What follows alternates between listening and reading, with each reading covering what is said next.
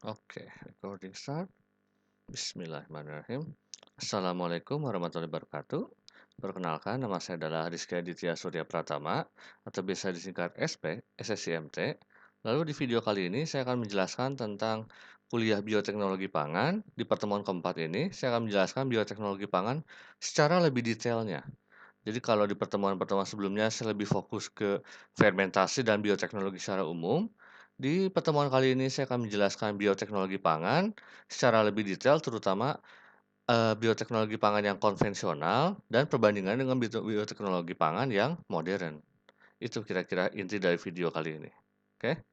Next, sebelum saya masuk ke materi, seperti biasa, saya akan berikan satu video singkat mengenai Impact of Food Biotechnology.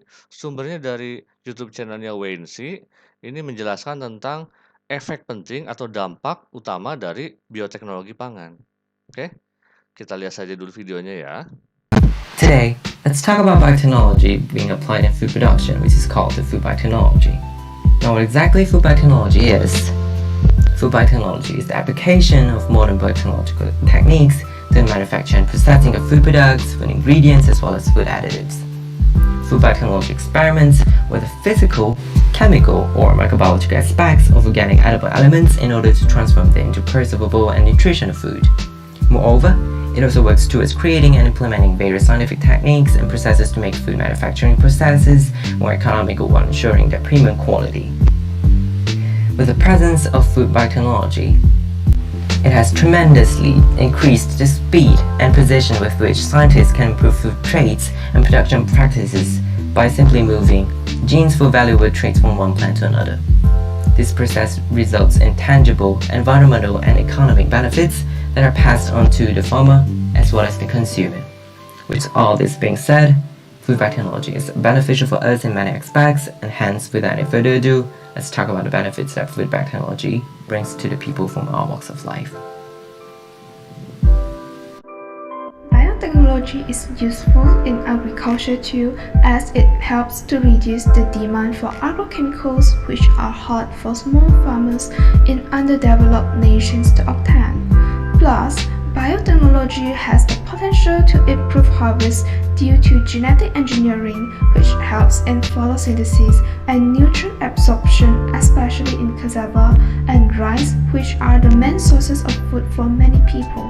Furthermore, plant cloning, which is a part of biotechnology, assists in reducing labor costs as cloned plants develop and ripen at the same rate. This does not only benefit in mass production, but it also helps small farmers, especially female farmers who are already overburdened with other responsibilities. In addition, it can be said without fear of contradiction that food biotechnology does bring a lot of benefit to the environment.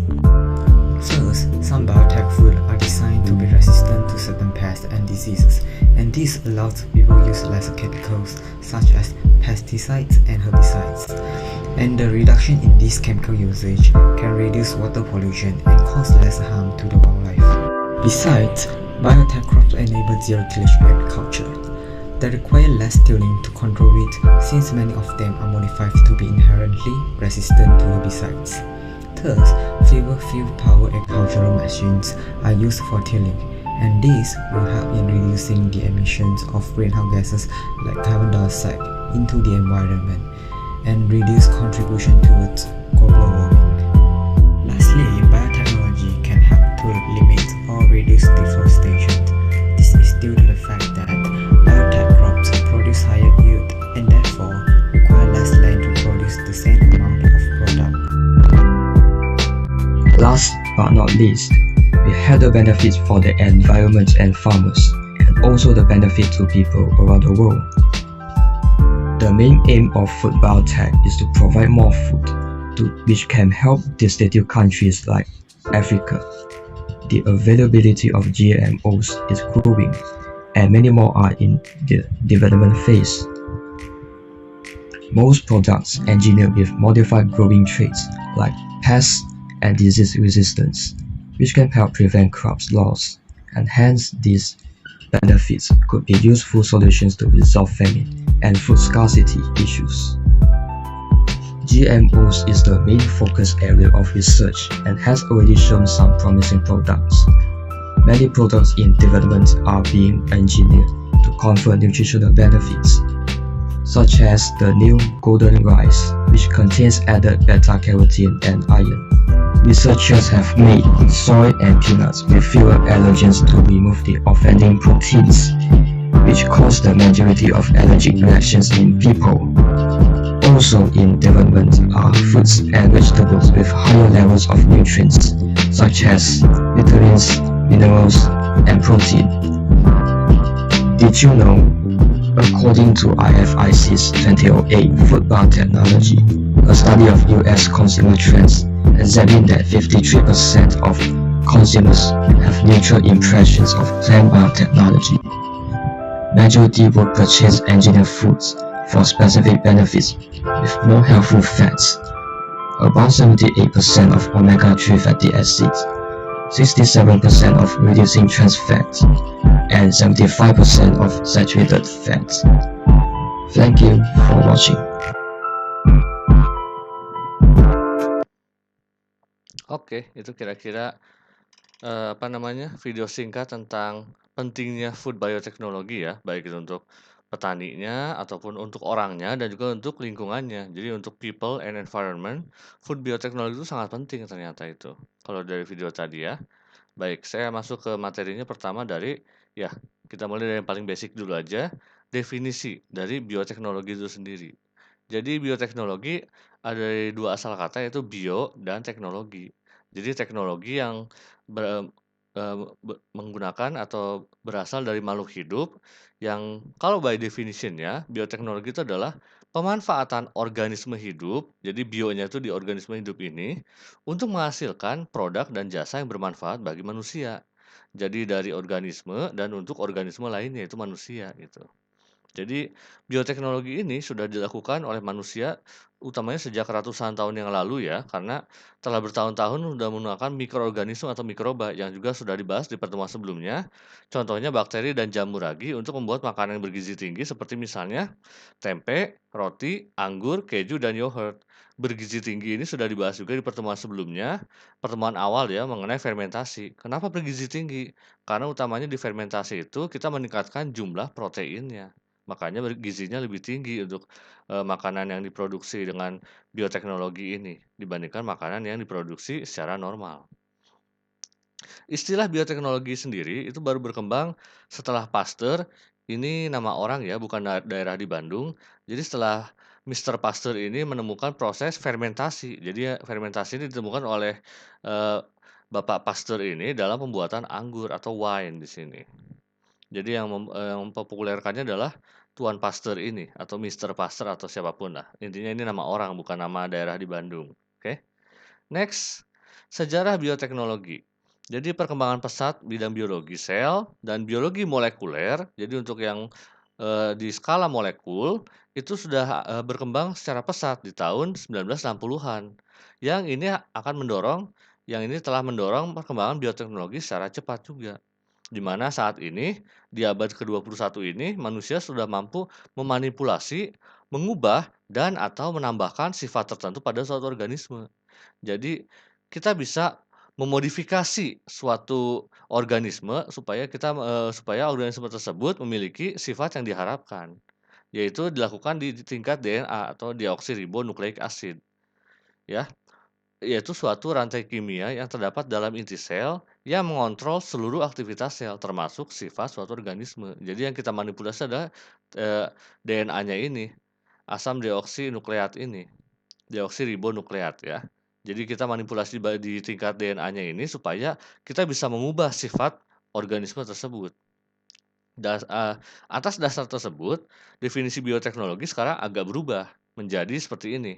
Pemanfaatan dan atau prekayasaan, ada prekayasaannya di sini, proses biologi dari suatu agen biologi untuk menghasilkan produk dan jasa yang bermanfaat bagi manusia. Jadi bukan hanya memanfaatkan, tapi kita juga merekayasa, memanipulasi proses biologinya gitu, supaya kita bisa menghasilkan produk dan jasa yang lebih baik dan yang bermanfaat bagi manusia. Oke. Jadi bioteknologi ini dibagi menjadi dua sekarang. ada bioteknologi konvensional dan bioteknologi modern.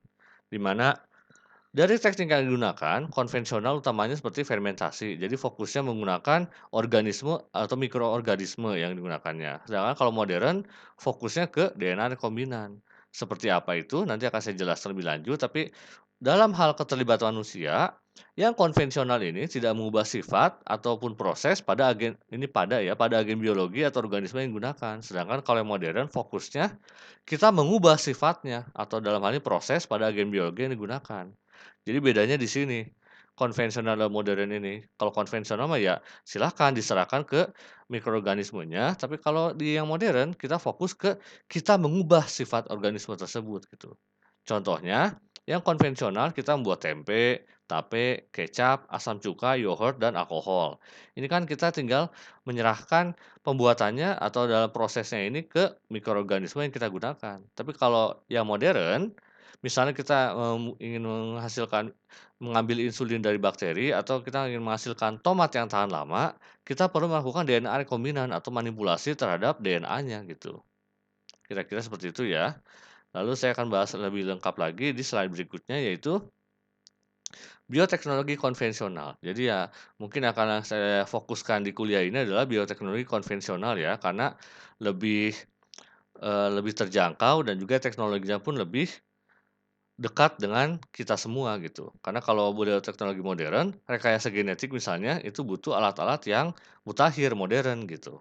Makanya saya lebih fokus ke bioteknologi konvensional untuk mata kuliah bioteknologi pangan ini, terutama untuk aplikasinya di KKN.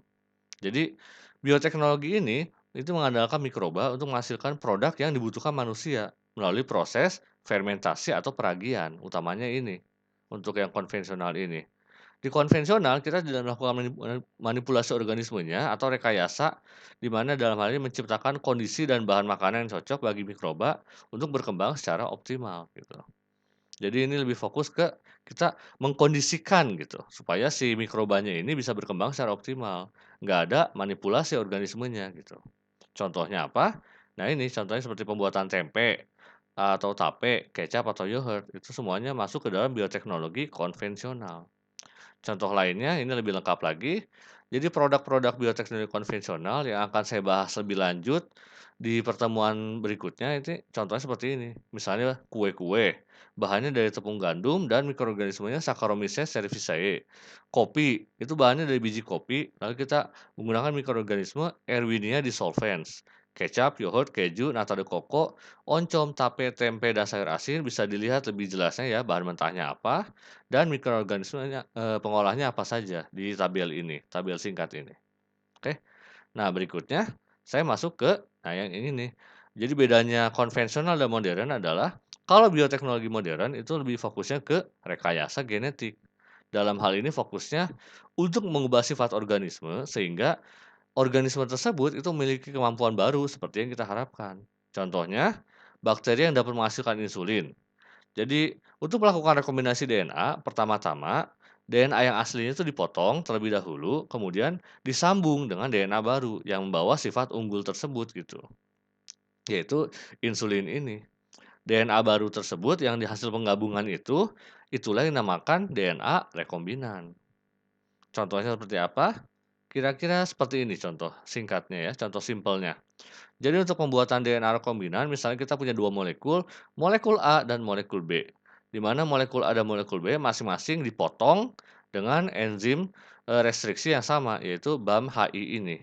Di mana ujung yang ini yang digunakan di molekul A, lalu ujung yang digunakan di molekul B adalah ujung yang ini gitu. Ini kita gabungkan. Bagaimana menggabungkannya? Dengan menggunakan enzim DNA ligase. Jadi ada enzim semacam kayak double tip atau slow tipnya pada DNA itu adalah menggunakan DNA ligase ini yang warna ungu ini, purple ini ya. Jadi diikat oleh si DNA ligase ini menjadi DNA baru yang merupakan gabungan dari molekul A dan molekul B. Ini namanya adalah rekombinan DNA. Kira-kira seperti itulah prinsip simpelnya dalam menggabungkan DNA dari molekul A dan molekul B menjadi suatu DNA baru yang diharapkan yang memiliki sifat baru yang kita harapkan memiliki keuntungan yang yang kita targetkan, seperti misalnya bakteri yang dapat menghasilkan insulin ini. Itu kira-kira prinsip dasar untuk rekombinan DNA ini. Oke? Oke, terima kasih banyak sudah menonton sampai akhir video ini ya. Jangan lupa klik like, komen, dan juga subscribe channel saya ini.